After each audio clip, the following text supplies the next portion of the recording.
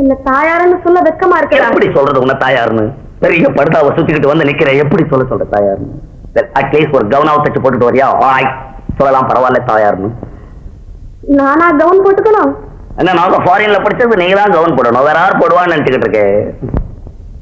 யாராவது வந்து கேட்டா மோகன் மேல தூங்குறான், மோகன் படிச்சுக்கிட்டு இருக்கான்னு பேரை சொல்றேன், அசிங்கமா தெரியல? என்ன வேற எப்படிதான்டா சொல்றது? துரை தூங்குறார், துரை படிச்சுக்கிட்டு இருக்கார் அப்படின்னு சொல்லு. இனிமே அப்படியே சொல்றேன். அதற்கிட்ட காலம் எங்க வந்த? உன் கல்யாண விஷயமா ஏற்பாடு செய்திருக்கிறேன். I don't like. எனக்கு கல்யாணம் எதை பத்தி நீ பேசக்கூடாது சொல்லி வச்சுட்டேன்.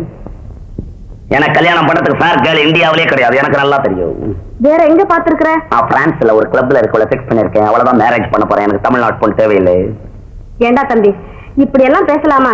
உங்க மாமா வேதரத்னம் இருக்கிறாரு, அவர் பொண்ணு சந்திரான்னு ஒரு பொண்ணு இருக்கிறா, அழகா இருக்கிறா, மூக்கு முழியமா இருக்கிறா, அவளை நான் கல்யாணம் பண்ணிக்கணும். அதுக்காக இங்க வந்து எனக்கு தொல்லை கொடுக்குறேன்.